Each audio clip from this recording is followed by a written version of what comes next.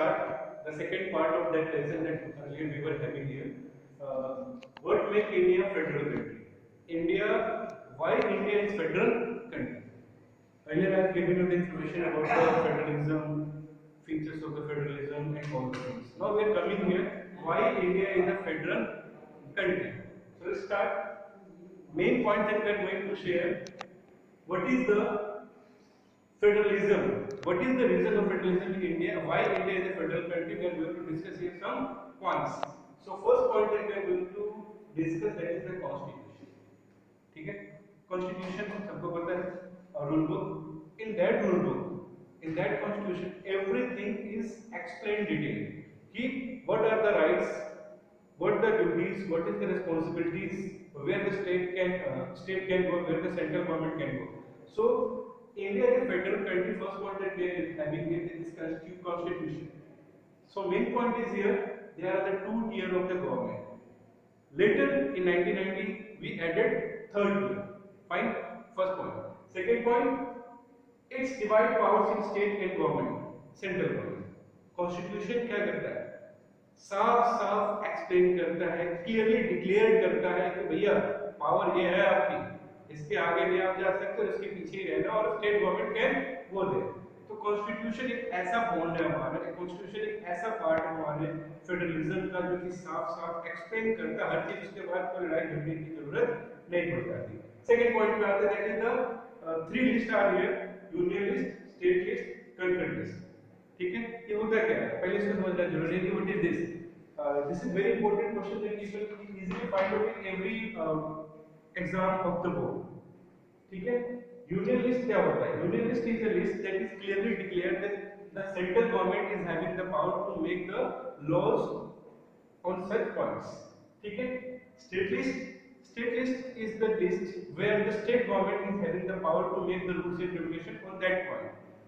Concurrent list is the list where the central government and state government both have to work together and both are able to make the rules and regulation, but there is the necessity that both of the government accept that then the rules will be followed by state government. Either they are free, they can go, or they don't go. ठीक है, बता दिया आपको. Union list में subject national importance के होते हैं, जैसे फाइनेंस हो गया, डिफेंस हो गया, फॉरेन अफेयर्स हो गया, बैंकिंग हो गया. So these are the things that is in the hand of central government. That is called the union list, जहाँ पे सेंट्रल गवर्नमेंट डायरेक्ट कानून बना सकते हैं, उसको स्टेट को फॉलो करना ही पड़ेगा. They can't say no. State list में स्टेट गवर्नमेंट के पास राइट है कि वो अपने एक स्पेसिफिक स्टेट के लिए they can make the rules and regulation. जैसे कि मैरिजेस हो गए, एजुकेशन हो गया, हेल्थ हो गया, ट्रांसपोर्ट हो गया, ऐसे बहुत सारी चीजें they can make their rules. वो केवल उनके स्टेट में ही लागू होगा. अगर यूपी ने बनाया तो यूपी में ही लागू होगा, गुजरात वाले उसको फॉलो नहीं करेंगे. गुजरात के have their own rules. ठीक है, और इसके लिए उनको स्टेट से परमिशन लेने की जरूरत नहीं है. But they have to keep in mind before making the rules that they shouldn't clash with the central government rules. If there are any type of the problem, then central government can guide them. कि भैया आपका rule जो है हमारे rules को beyond जा रहा है, तो you are not having such kind of the rights, you can come down. ठीक है, यहाँ पर थोड़ा सा देखने की जरूरत पड़ेगी.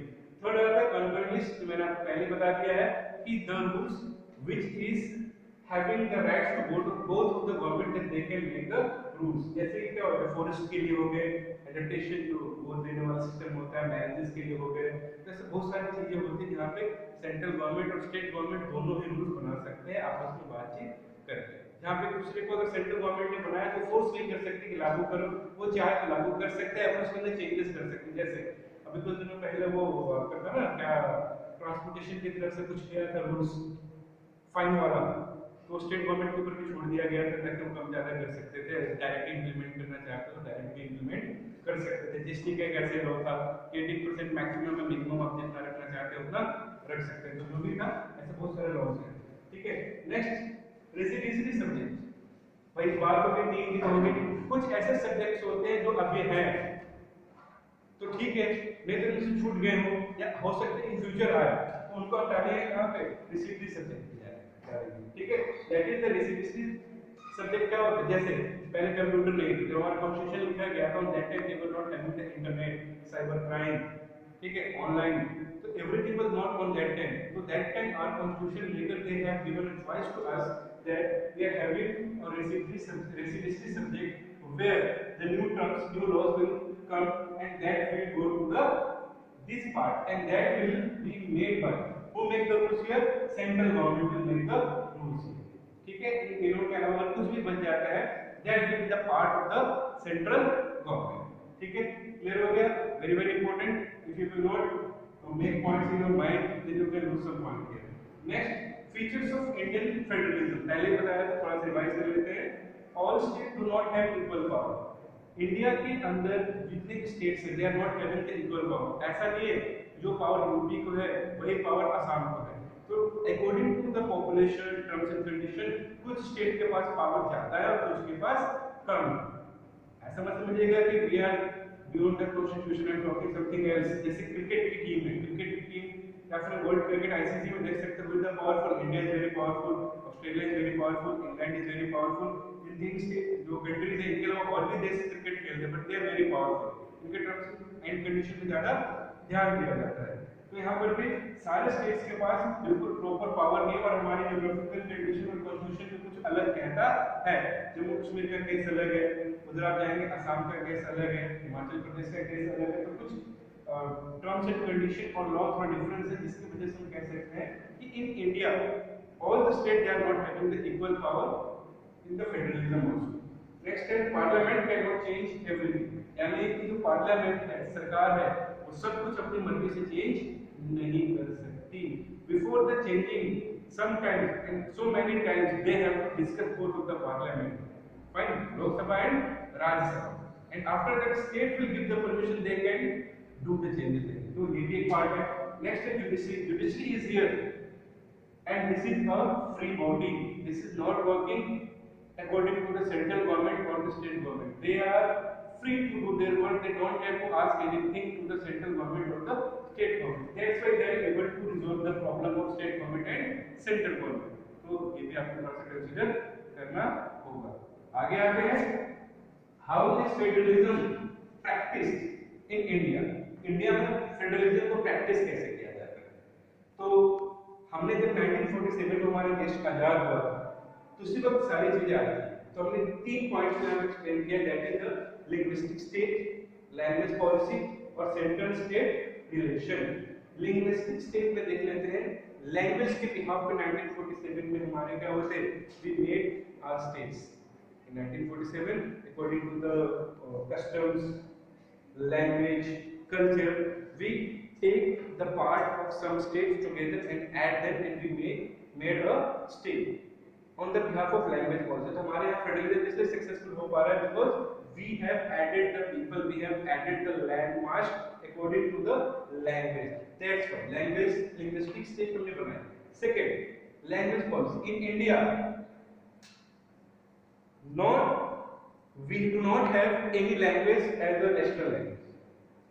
ठीक है, Hindi and English we are having as an official language. ठीक है, beside this 21 other languages we are having, that is the part of language. ठीक है, and state government is free to choose their own language as an official language also. फिर से बता रहा हूं, language policy India की कोई language policy नहीं है, कोई नेशनल लैंग्वेज नहीं है. हिंदी इंग्लिश को ऑफिशियल लैंग्वेज घोषित किया गया है और ये भी छोड़ा गया स्टेट्स के ऊपर. अगर वो चाहे तो हिंदी इंग्लिश में किसी को अडॉप्ट करके अपना काम करे, नहीं तो they are free to choose their own state language. Tamil, Telugu, Malayalam, Kannada, Bengali, whatever they want to, उसका भी यूज करके ऑफिशियल लैंग्वेज के थ्रू यूज कर सकते हैं. थर्ड पॉइंट है सेंट्रल स्टेट रिलेशनशिप. हमारे देश के अंदर क्या हुआ, सेंटर और स्टेट का रिलेशनशिप है काफी खट्टा मीठा अनुभव रहता है. तो सेंट्रल गवर्नमेंट और स्टेट गवर्नमेंट का रिलेशन ठीक ठाक रहा है और 1990s में जाकर हमने क्या किया, लोकल गवर्नमेंट का भी एक कंसेप्ट इसमें जोड़ दिया. Earlier we were having the 2-tier government but in 1990 we were having the 3-tier government. ठीक है, तो सेंट्रल स्टेट का रिलेशन ठीक ठाक रहता है. जब रिलेशन खराब होता है तो थोड़ा बहुत दिक्कत होती है, otherwise we are having such kind of things. ठीक है, तो इंडिया में हम ऐसे फेडरलिज्म को प्रैक्टिस करते हैं, लैंग्वेज पॉलिसी और सेंट्रल स्टेट रिलेशन. ठीक है, थैंक यू.